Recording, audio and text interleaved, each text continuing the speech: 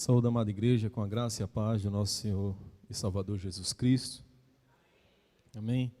Motivo de muita alegria estarmos mais um domingo, mais um dia do Senhor, podendo cultuar a Deus, louvá-lo na beleza da sua santidade e também trazer uma mensagem. Para isso, vamos dar continuidade à exposição da carta aos Romanos.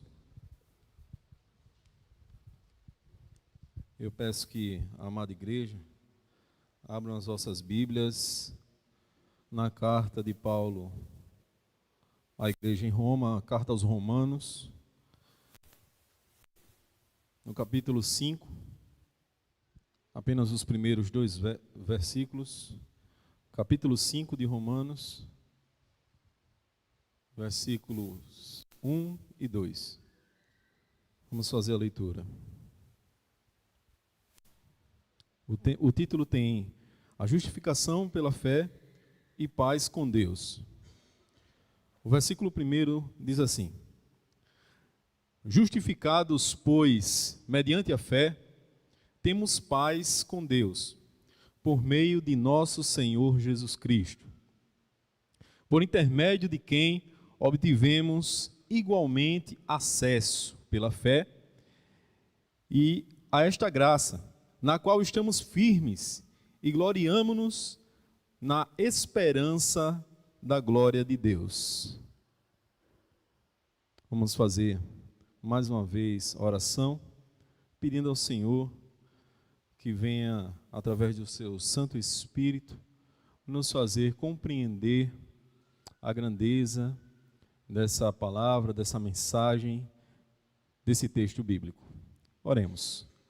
Soberano Deus, eterno Pai, Pai que estás nos mais altos céus, nesse momento, ó Pai, nós te louvamos, Senhor. Nós já participamos, ó Pai, da ceia. E cultuando a Deus, dando prosseguimento a esse culto, nós te pedimos, ó Pai, que venha nos falar, Senhor. Senhor, nós precisamos ouvir, Senhor, a Tua voz através da Tua palavra, rica, inspirada pelo Teu Santo Espírito, ó Pai. Nós precisamos, ó Pai, ser fortalecidos, Senhor, pelo conhecimento da Tua palavra, ó Pai. Então vem nessa noite, Senhor, e fala ao nosso coração, Senhor.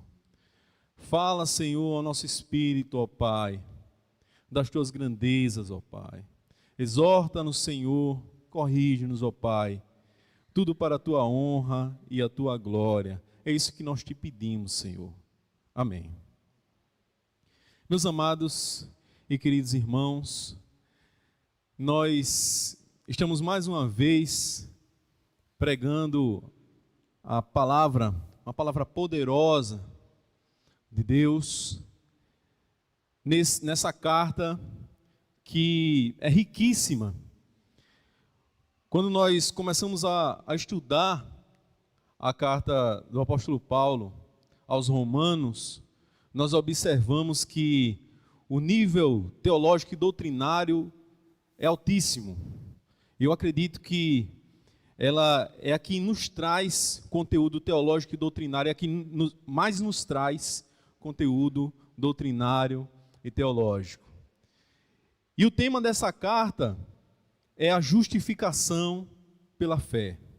Esse é o tema geral que nós vamos ver em toda a carta do apóstolo Paulo aos Romanos. Nós observamos que durante a história da igreja, muitas pessoas elas foram impactadas ao ler esse texto da carta do apóstolo Paulo aos Romanos.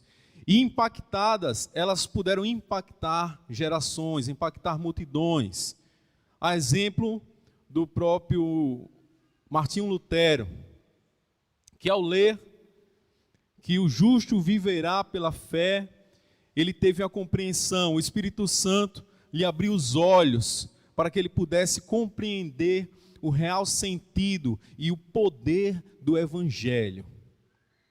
Então nós observamos que no primeiro capítulo, no primeiro e no segundo, nós observamos a necessidade da justificação. No capítulo 3, nós observamos o meio pelo qual nós podemos ser justificados. No capítulo 4 é uma forma de parêntese, onde Paulo ele vai mostrar a justificação lá na antiga aliança.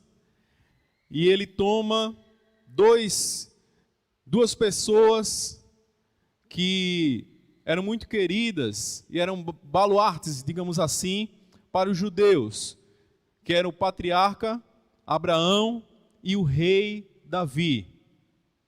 E já no capítulo 5, ele vai mostrar os frutos, os benditos frutos da justificação.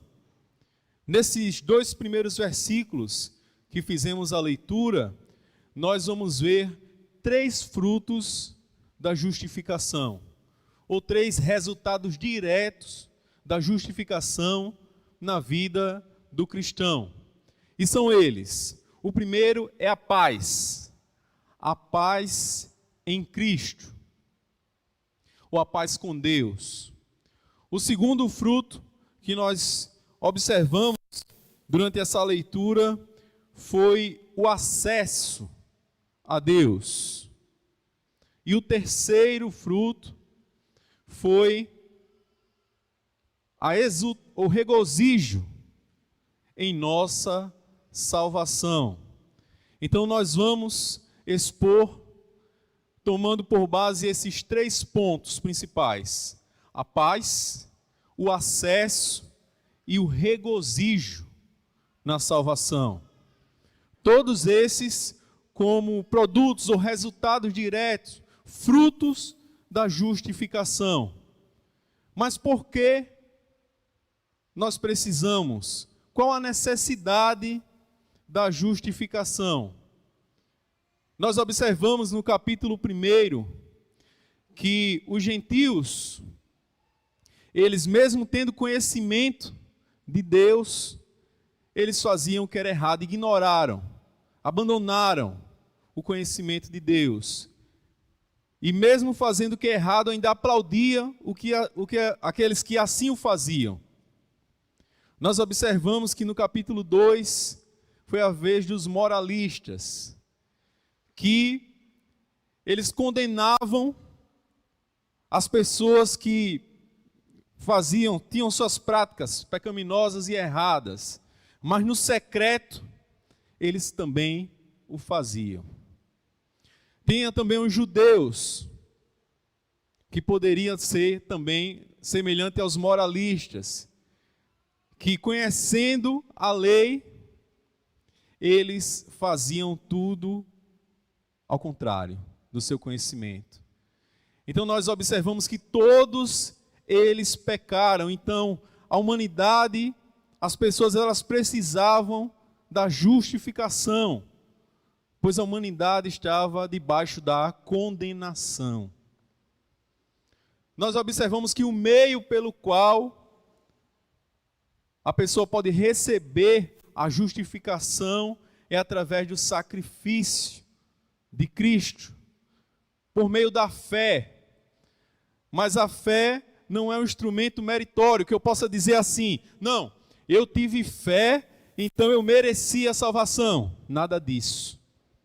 Eu gosto de Hernando Dias Lopes, que ele diz que a fé é um instrumento, é uma causa meritória, não é uma causa instrumental. É como se fosse um mendigo estendendo a mão para receber o presente de um rei. Ou seja, ele não tem mérito algum naquilo. É apenas o instrumento, a fé, pelo qual a pessoa ela pode ser justificada.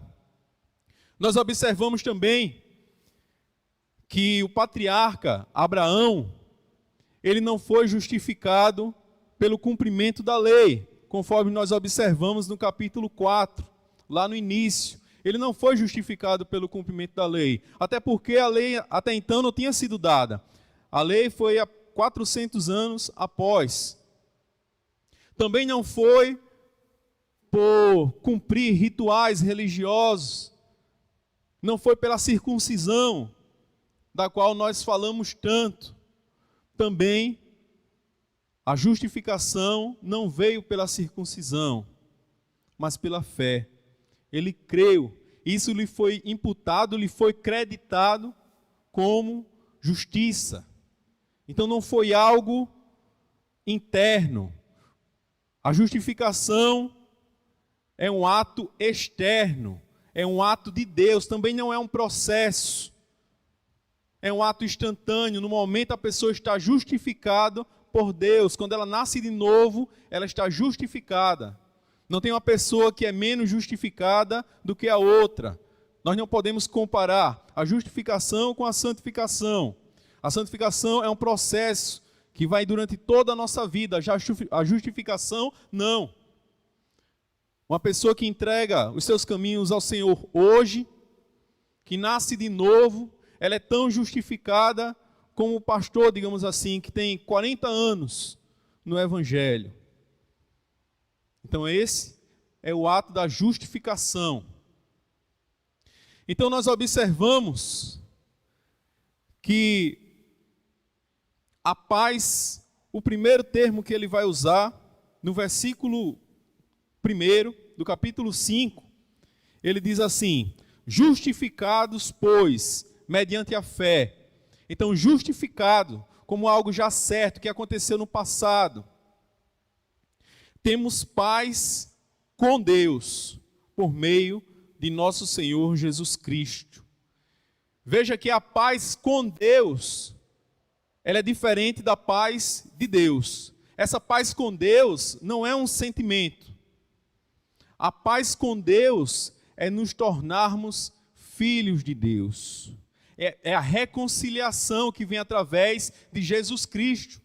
Pois antes da justificação nós éramos inimigos de Deus, nós estávamos em guerra com Deus. Nós éramos, por natureza, filhos da ira. E para isso, eu quero que você abra aí a sua Bíblia, na carta também de Paulo aos Efésios, no capítulo 2 e versículo 3.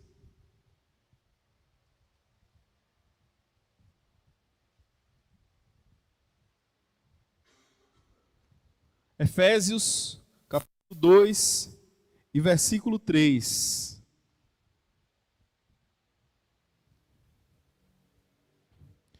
Diz assim: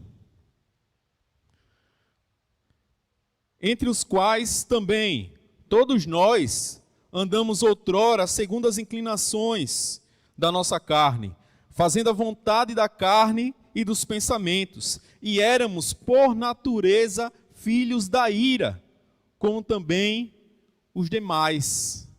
Então, por natureza, nós éramos filhos da ira. Mas Deus, com o grande amor que Ele nos amou, Ele nos trouxe a reconciliação através de Jesus Cristo. Ele nos trouxe a reconciliação. E agora, aquele que nasceu de novo não é mais filho da ira, mas ele é filho por adoção em Jesus Cristo.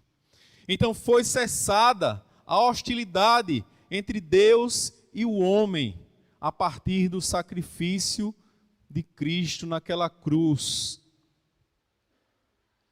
Então temos paz com Deus. Essa paz com Deus, que vem através da justificação, ela não se perde. A paz com Deus é porque cessou a divina ira de Deus sobre as nossas vidas. Porque quando Ele olha agora para as nossas vidas, Ele nos vê justificados, porque Cristo Ele pagou um alto preço. Ele pagou um preço que ninguém poderia ter pago. Cristo foi lá e pagou naquela cruz. Então Ele cessou essa guerra com todo aquele que crê. Também nós podemos ter certeza da segurança de ser justificado pela fé. A segurança da paz com Deus vem através da segurança da justificação. Até nós observamos lá em João, capítulo no Evangelho segundo João, capítulo 6 e versículo 37. João 6 e 37. Diz assim: todo aquele que o Pai me dá, Jesus dizendo, todo aquele que o Pai me dá, esse virá a mim, e o que vem a mim, de modo nenhum o lançarei fora. Essa é a nossa segurança da salvação. Aquele que foi salvo por Cristo, ele não tem como perder a salvação, porque é o próprio Cristo que o segura em suas potentes mãos. Existem outras doutrinas aí que diz não, a pessoa ela pode perder a salvação. Um dia ela está salvo, outro dia ela não está mais. Um dia ela é filha de Deus, outro dia é filha do diabo. Um dia é filho de Deus, outro dia é filho da ira. Nós não cremos dessa forma. Nós cremos que uma vez salvo, Deus nos fará perseverar, porque Ele nos selou com o seu Espírito. Na exposição da carta aos Efésios, nós observamos que Paulo ele diz que Cristo ele nos selou, Deus ele nos selou com o seu Espírito. O selo, naquele tempo, na antiguidade, era feito com um pouco de cera em uma correspondência.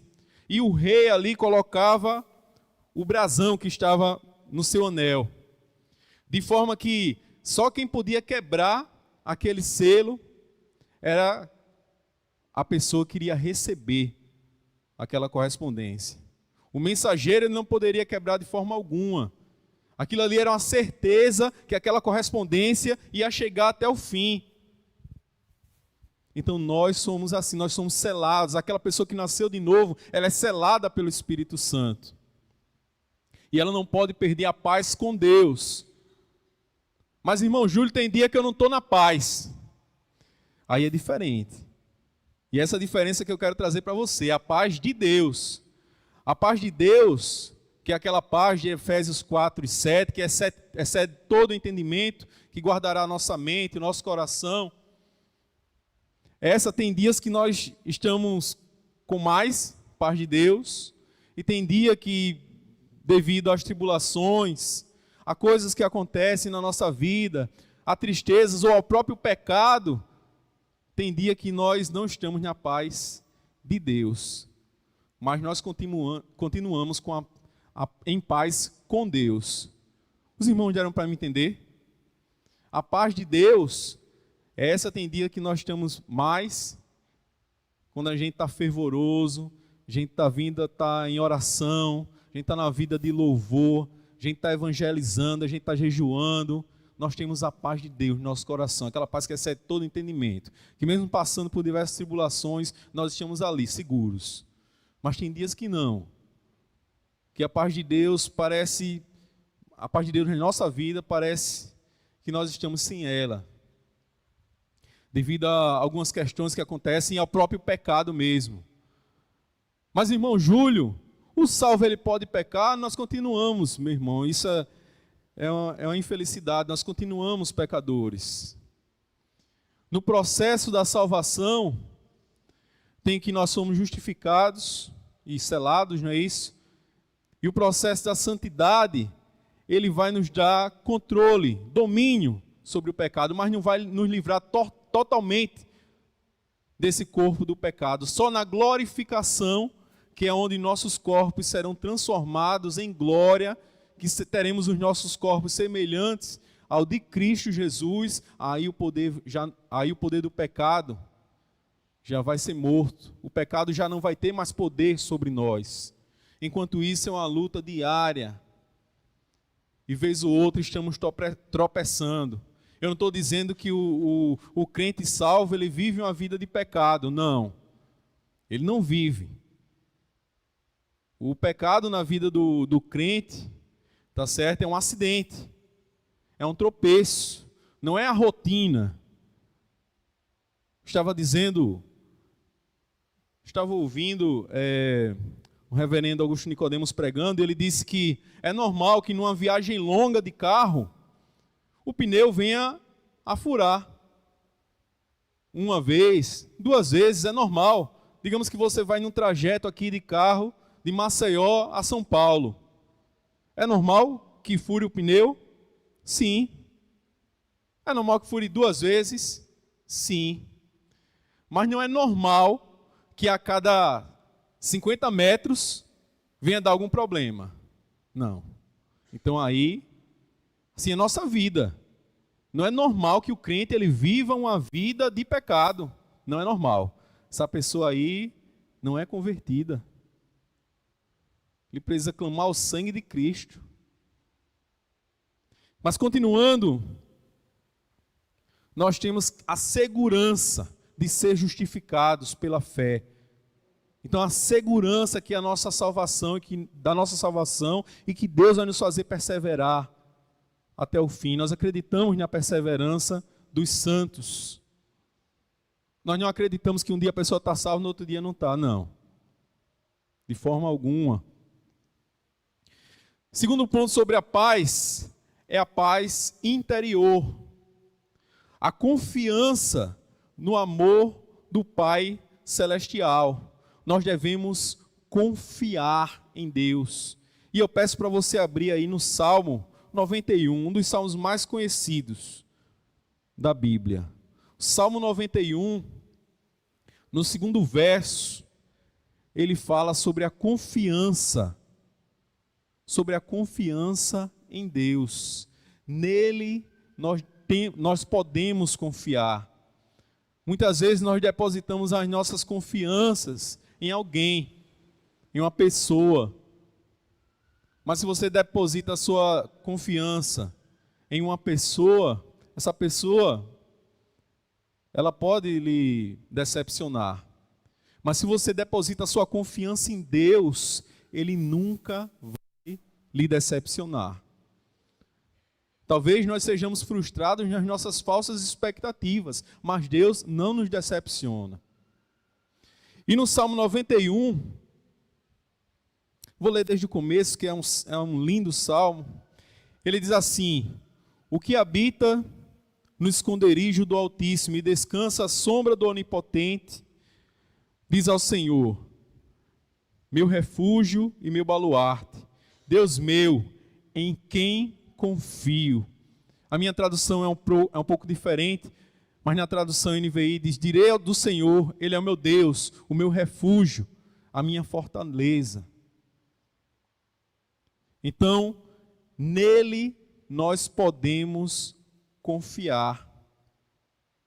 Então, a paz interior é a paz que nos traz a partir da confiança que nós temos em Deus. A paz do Senhor, ela também nos liberta do medo e da ansiedade. A paz no Senhor, ela nos liberta, porque o medo é normal que nós tenhamos. E muitas vezes nós ficamos ansiosos, mas a palavra do Senhor, ela nos diz para não ficarmos ansiosos por coisa alguma. Antes nós devemos lançar nossas ansiedades ao Senhor, porque Ele tem cuidado para conosco. Ele tem cuidado, meu irmão. Lendo os evangelhos, nós percebemos que Jesus, ao caminhar, muitas vezes a multidão, ela vinha ao encontro dele e ficava o apertando, e ele caminhando ali muitas vezes pelo deserto, cheio de pessoas querendo tocar, querendo uma palavra, querendo ser curadas. Ele deu uma demonstração dessa paz interior. Ele disse, olhai para os lírios dos campos. Aí eu pergunto, como é que uma pessoa, no estresse, sabendo que estava sendo perseguida, que outras querendo matar, ele teve essa sensibilidade de tirar lições a partir do cotidiano, porque as pessoas estavam preocupadas com o que haveria de se vestir, com o que haveria de comer, com o que haveria de beber. E Cristo ele olha e dá um exemplo das aves dos céus, que não plantam, não semeiam, mas elas não morrem de fome, porque Deus ele supre as nossas necessidades. Olhe para o lírio dos campos, nem Salomão em toda a sua magnitude se vestiu como qualquer um deles. Então isso é uma demonstração da paz do Senhor. Essa paz que muitas vezes nós não compreendemos, ou que as pessoas não compreendem em nós, porque pode estar chovendo, tem uma expressão, chovendo canivete. O cristão, ele está ali seguro na sua confiança. Eu não vou dizer que às vezes a gente não tem medo, nós temos medo. Outro dia eu passei por uma situação de bastante medo, mas a nossa confiança, ela deve estar em Deus. A nossa confiança, ela deve estar em Deus, porque Ele tem cuidado. Nós somos seus filhos e filhas. Se um pai ele tem cuidado para o seu filho, imagine o pai que está nos céus. Ele terá mais cuidado ainda para conosco. Porque a palavra diz que ainda que uma mãe venha abandonar o seu filho, veja só, a dificuldade. Imagine uma mãe abandonar o seu filho, mas ainda tem uns que abandonam. Todavia, Ele não nos abandona. Continuando, a paz com os outros, a reconciliação e a comunhão dos santos. Quando nós falamos com a paz com Deus, nós falamos uma paz vertical. Deus para conosco. Ele nos escolheu. Nós não escolhemos a Ele. E Ele nos trouxe a sua paz. Mas nós devemos também ter paz para com o nosso próximo, para com o nosso semelhante. E essa paz é a paz horizontal, é a comunhão com os santos. Viver em paz com Deus, ela reflete na nossa vida e na nossa convivência com as outras pessoas. E olha só, Cristo ele não vai trazer o óbvio para a gente, que é amar aqueles que nos amam. Não. Isso aí seria o óbvio. Até os ímpios assim o fazem. Mas nós devemos orar até por aqueles que nos odeiam. Veja como o Evangelho é. Como o Evangelho, ele vai abalar nossas estruturas. Porque o Evangelho, ele vai na contramão do mundo. Ele é a contracultura, a cultura do mundo. O óbvio seria nós odiarmos aquelas pessoas que não gostam da gente, que nos fazem mal. Mas o Evangelho ele diz o contrário. Nós devemos orar por elas também. Nós devemos orar pelas nossas autoridades, mesmo aquelas que não foram eleitas com os nossos votos. Mas nós devemos orar para elas, porque toda autoridade é constituída por Deus. O perdão e a reconciliação mútuos. Uma vez que nós fomos reconciliados por Deus, nós devemos nos reconciliar com os nossos irmãos. É inadmissível um nascido de novo que diz assim: eu estou há tanto tempo sem falar com aquela pessoa. É inconcebível que isso seja por causa do nosso egocentrismo. Muitas vezes de só pensarmos em nós mesmos. É natural, como nós estávamos ouvindo na oração, na quarta-feira, é natural o orgulho, né? É natural que a pessoa tenha orgulho, mas o cristão ele não pode ter orgulho para não se reconciliar com aquela pessoa, muitas vezes da sua própria família. Ele tem que abrir mão desse orgulho. Ele tem que dar o braço a torcer ele tem que pensar o que é que Cristo faria no meu lugar. Nós vamos ver outro aspecto da paz. Aliás, nós vamos para o segundo ponto, que é o acesso a Deus. E nós observamos, voltando lá para a carta aos Romanos, nós não temos apenas como fruto da justificação paz com Deus, mas nós temos o privilégio de ter acesso a Deus. E eu fui olhar no original do grego o que significava, o que significava esse acesso. E eu não sou muito bom em grego, mas estudando, observei que a palavra acesso, que está aqui no versículo 2 do capítulo 5, ela tem como a palavra na língua mãe, no grego, é prosagog. Não sei se é assim que se pronuncia, mas é assim que se escreve, prosagog, que é o acesso a Deus. E esse acesso a Deus, ele tem um triplo significado. Primeiro, significado. É como se nós tivéssemos sido levados à presença de uma realeza, à presença de um rei. Esse acesso é o que Cristo fez, nos levando à presença do rei, a Deus. Imagine só o ser humano normal, comedor de cuscuz, né? Esqueci o termo que o Anderson usa. Feijão e arroz, sendo levado à presença de um rei. Então nós temos um privilégio maior ainda, que é o acesso ao Rei Todo-Poderoso, ao Rei do Universo, ao Rei Soberano, ao Rei da terra e dos céus. Então nós tivemos acesso ao Rei dos Reis. Esse acesso nos dado por Cristo. Então esse é o primeiro significado da palavra prosagog, que é o acesso. O segundo significado é a aproximação de um adorador no santuário. É como se fosse o acesso a um ponto mais restrito ali do santuário. E quando nós observamos no Antigo Testamento, nós observamos o tabernáculo.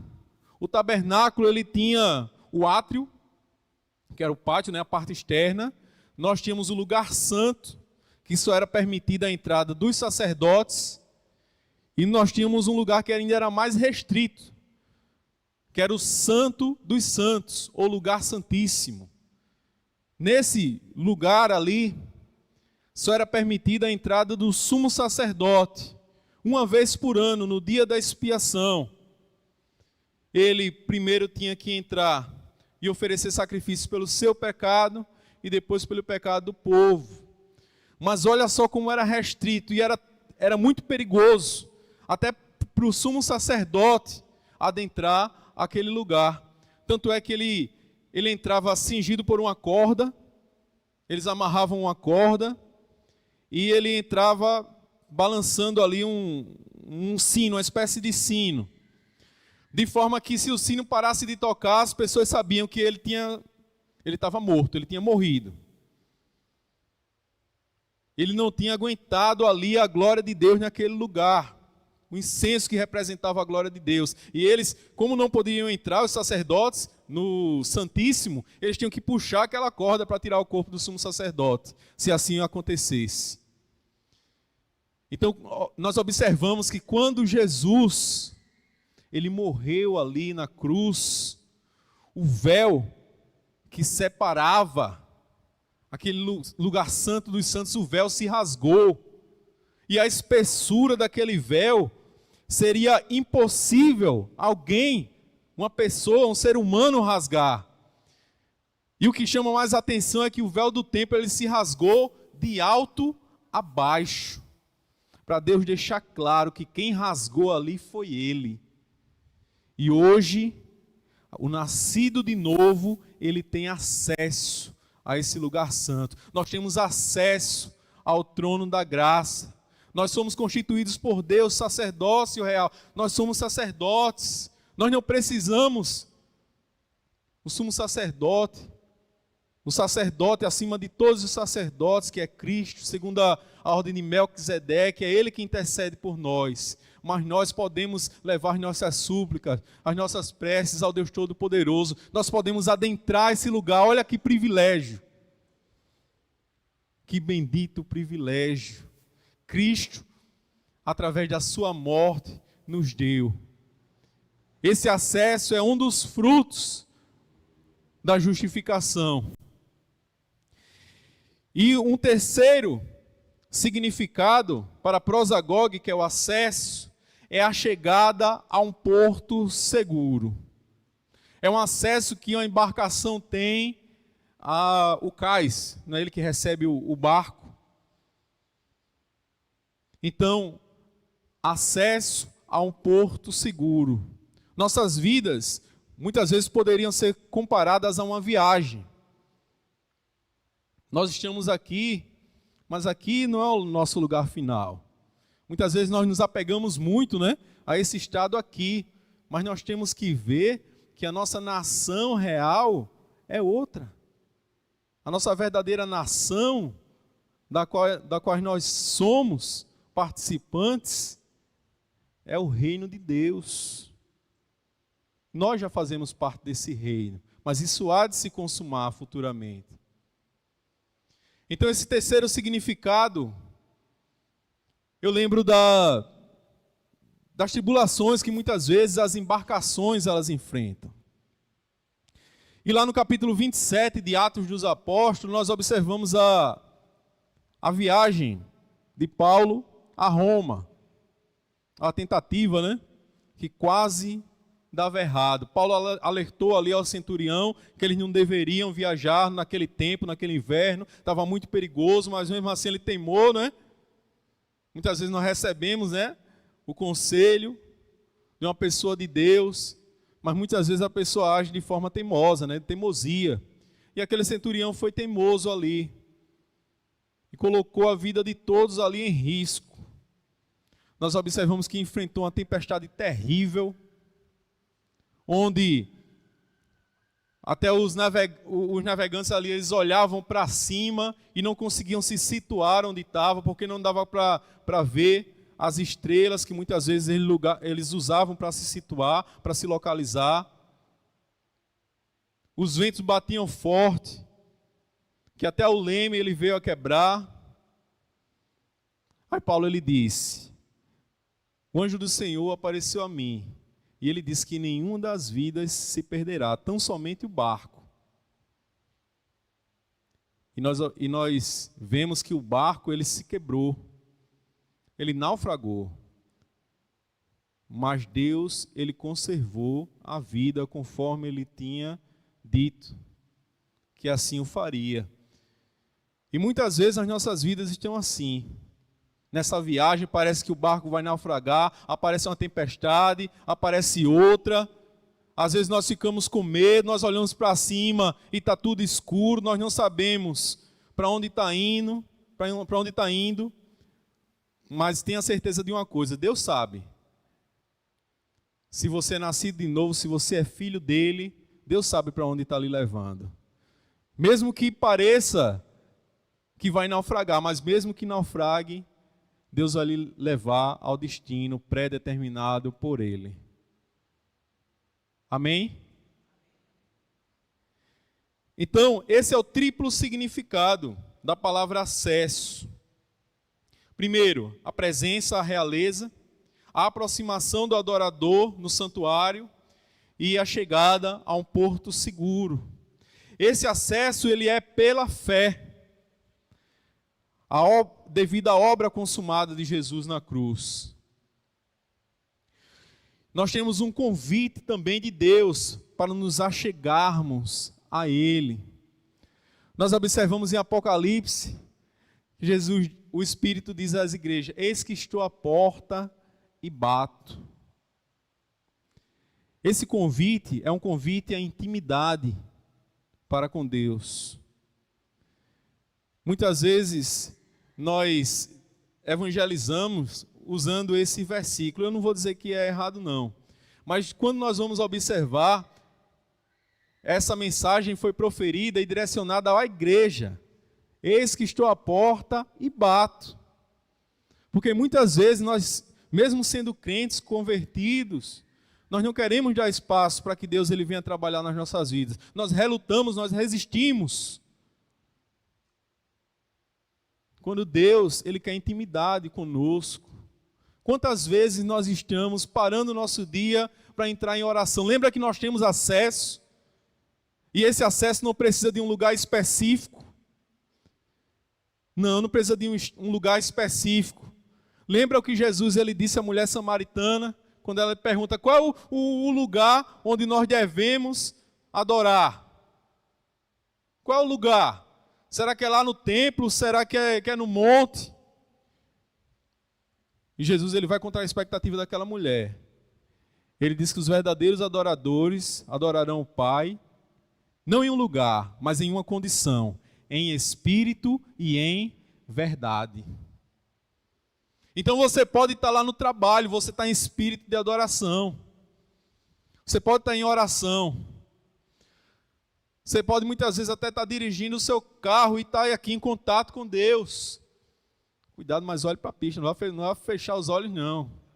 Tem muita gente que só consegue orar de olho fechado, né? Mas a nossa vida ela tem que ser de oração. Nós temos que estar em contato com Deus, nós temos que ter intimidade para com Ele. Nós não devemos só orar nos momentos difíceis da nossa vida. Muitas vezes só nos momentos difíceis nós recorremos, né, a esse privilégio que é o acesso a Ele. Ou muitas vezes nós só pedimos, nós não oramos. Quantas pessoas a gente não conhece que vêm a você e diz, meu irmão, ore por mim nessa situação, ore por outro. Eu não estou dizendo que é errado, não. Nós como crentes, como servos de Deus, nós devemos orar uns pelos outros, nós devemos orar por aquelas pessoas que nos pedem oração. E muitas vezes nós devemos pedir também a oração aos santos, porque a oração do justo pode muito em seus efeitos. Mas nós devemos também, dobrar os nossos joelhos ali, nós devemos orar, não é só pedir não. Meu irmão, ore por mim. Se alguém pedir para orar por mim, eu digo, eu oro, meu irmão, faça sua parte também, ore também. É orando de um lado e você orando do outro. Aí Deus está ouvindo aqui a oração, rapaz, eu tenho que entrar com providência nessa causa, que estão me pedindo demais. Essa é só uma suposição minha, viu? Então vamos lá, meus irmãos.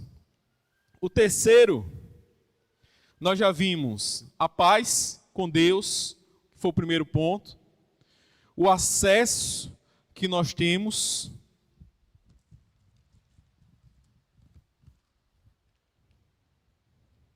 E nós temos também o regozijo em nossa salvação, que está aqui no final do verso 2, na parte B, do capítulo 5. Diz assim, por intermédio de quem obtivemos igualmente acesso pela fé a esta graça, na qual estamos firmes e gloriamo-nos na esperança da glória de Deus. Em outra tradução diz, e regozijamo-nos. Quando nós observamos essa palavra gloriamo-nos, muitas vezes a gente entende por nos gabar, né? Mas essa palavra, gloriamo-nos na esperança, seria melhor traduzida por alegramo-nos. Alegramo-nos nessa esperança. E muitas vezes até o termo esperança, que nós usamos no cotidiano, parece que é algo longe, né? Muitas vezes é algo improvável. Temos um ditado aqui no Brasil que diz, a esperança é a última que morre. Como se fosse uma esperança que fosse improvável, mas essa esperança aqui é uma certeza. É algo que já está ordenado. É algo que está certo. É uma convicção. Gloriamos, alegramos-nos na esperança. Então é uma convicção que o crente tem. É uma âncora para as nossas almas em tempos difíceis. É essa esperança. Então nunca mais pense na esperança quando se trata em esperança em Deus, como se fosse algo improvável, mas como se algo certo. A esperança em Deus é algo certo. Algo que já está decretado por Deus. Muito hoje em dia se usa a palavra decreto de forma errada aí. Mas o verdadeiro decreto quem dá é Deus. Nós não, nós pedimos, nós clamamos, mas quem decreta é Deus. E mesmo nós nos regozijamos, somos guiados pelo Espírito Santo em nossas decisões e regozijamos em nossa salvação. Mesmo que em tempos de tribulação. Muitas vezes nós nem sabemos como orar, mas o Espírito Santo ele intercede por nós, com gemidos que são inexprimíveis. Ele nos ajuda a orar. Muitas vezes nós não sabemos nem como pedir. Talvez algo está demorando e você está semelhante àquele paralítico lá, à margem do tanque de Betesda. Nós observamos no capítulo 5 do Evangelho de João, que havia um paralítico não, nós que deduzimos pelo fato dele não andar, né? Mas um coxo ali, alguém que estava enfermo, já há 38 anos, porque ele tinha uma esperança, veja só que esperança ele tinha, viu? Que eles tinham, na verdade, uma ilusão, que quando as águas do tanque ali se mexiam, era um anjo que tinha mexido aquela água, e o primeiro que entrasse era curado. Mas ele já estava ali esperando há 38 anos. E nada acontecer. E muitas vezes, talvez, ele via ali aquela água se mexendo e não conseguia chegar. Mas nós observamos que naquele lugar ali, era um lugar que o judeu ele não gostaria de estar. Porque se juntava ali uma multidão de enfermos. Vamos abrir aqui a nossa Bíblia, em João capítulo 5. É interessante, até quando você for dar uma palavra para uma pessoa, ter por base esse texto. Veja só. Capítulo 5, a partir do versículo 1, a palavra de Deus diz assim: Passadas essas coisas, havia uma festa dos judeus, e Jesus subiu para Jerusalém. Durante essa festa, o que os teólogos dizem é que eles criaram esse mito da agitação das águas para que os pobres, os mendigos, os coxos, os enfermos, todos ficassem ali naquele lugar, para não atrapalhar, porque durante a festa, mais que dobrava o número de pessoas em Jerusalém. E durante a festa que havia ali, Jesus ele foi ali para Jerusalém, ele subiu a Jerusalém. E no versículo 2 diz assim: ora, existe ali junto à porta das ovelhas um tanque chamado em hebraico Betesda, o qual tem 5 pavilhões. Versículo 3: nesse jazia uma multidão de enfermos, cegos, coxos, paralíticos. E esse versículo 4, nas boas traduções, ele está entre colchete, porque o que se acredita é que foi colocado por um escriba, para explicar por que essas pessoas estavam ali. Aí no versículo 4 diz assim: esperando que se movesse a água, porquanto o anjo descia em certo tempo, agitando-a, e o primeiro que entrava no tanque, uma vez agitada a água, sarava de qualquer doença que tivesse. Então eles acreditavam nisso. Aí o versículo 5 diz assim: e estava ali um homem enfermo, havia 38 anos. Aí o versículo 6 é lindo. Primeiro que nós vimos que não foi o paralítico que foi ao encontro de Jesus. Não. Foi Jesus que foi a um lugar onde as pessoas não queriam estar. Mas ele tinha uma missão a cumprir ali. E o versículo 6 ele é lindo, ele é maravilhoso, porque ele diz assim, ó: Jesus vendo. Veja, não foi o paralítico que viu Jesus, foi Jesus quem viu.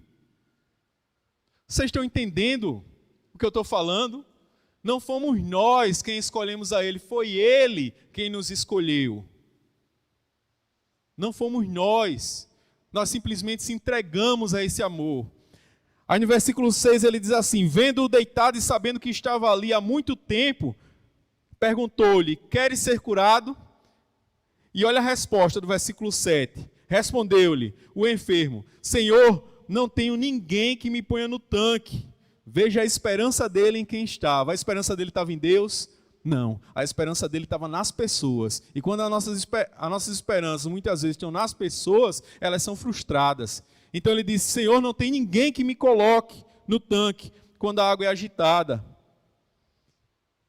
Então, ele ali provavelmente já tinha sido abandonado pelos amigos, pelos familiares, e estava ali há 38 anos com as esperanças e as expectativas frustradas. Eu já estou terminando, meus irmãos. Pois enquanto eu vou, desce outro antes de mim. Ele dizendo. É o que muitas vezes diz, né? Rapaz, fulano recebeu uma bênção, quando é que a minha vai chegar? Aí ele diz: quando eu vou, já desce outro na minha frente, ali já desce outro antes de mim. E a bênção de Deus não é assim para o primeiro que chega. A bênção de Deus é para aquele que crê. Então, se você chegou agora, se você chegou hoje, se você está nos visitando hoje, você pode entregar hoje a sua vida a Cristo. Você pode entregar hoje os seus caminhos ao Senhor. E uma vez nascido de novo, justificado, você vai ter a certeza que nós, enquanto crentes, temos. A certeza e a convicção que nós temos um Pai que cuida de nós. E que nós somos salvos e seremos salvos no final. Somos e seremos, já e ainda não. Mas continuando. O versículo 8 diz assim: então lhe disse Jesus: levanta-te, toma o teu leito e anda. E no versículo 9 diz: imediatamente o homem se viu curado e tomando o leito pôs-se a andar. Veja que maravilha, que milagre maravilhoso. E deixa eu lhe dizer um milagre mais maravilhoso do que esse que Jesus fez na vida do crente. Que aqui ele curou ele, que ele não podia andar. E a ressurreição? Porque nós estávamos mortos. Nós lemos hoje aqui em Efésios, capítulo 2, que nós estávamos mortos em nossos delitos e pecados. Nós éramos por natureza filhos da ira. Mas ele nos deu vida. E não qualquer vida, ele nos deu vida em abundância.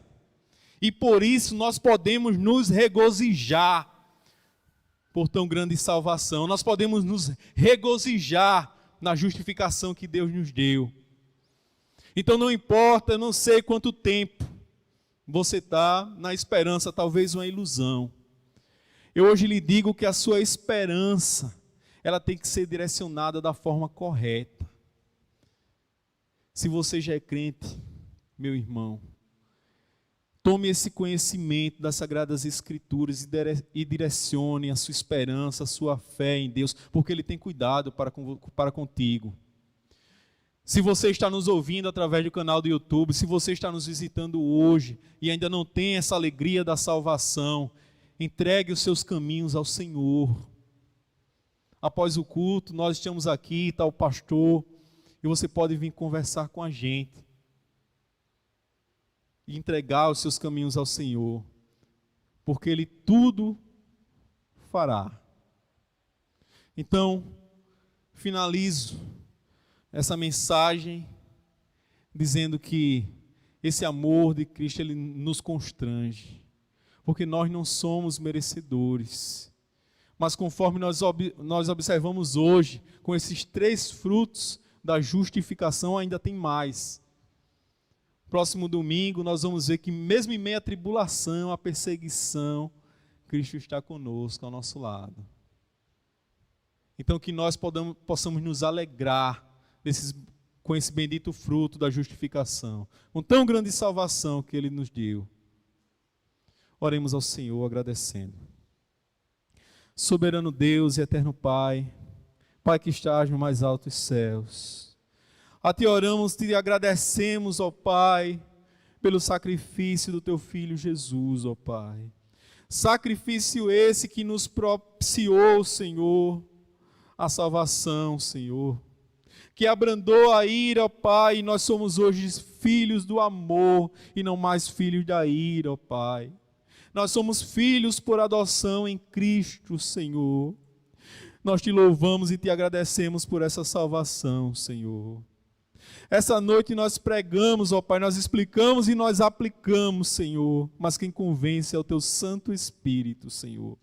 E que o Teu Santo Espírito venha convencer, Senhor, os corações essa noite. Venha os trazer, ó Pai, a Tua salvação. É isso que nós te pedimos e te agradecemos, em nome do Teu Filho amado Jesus. Amém.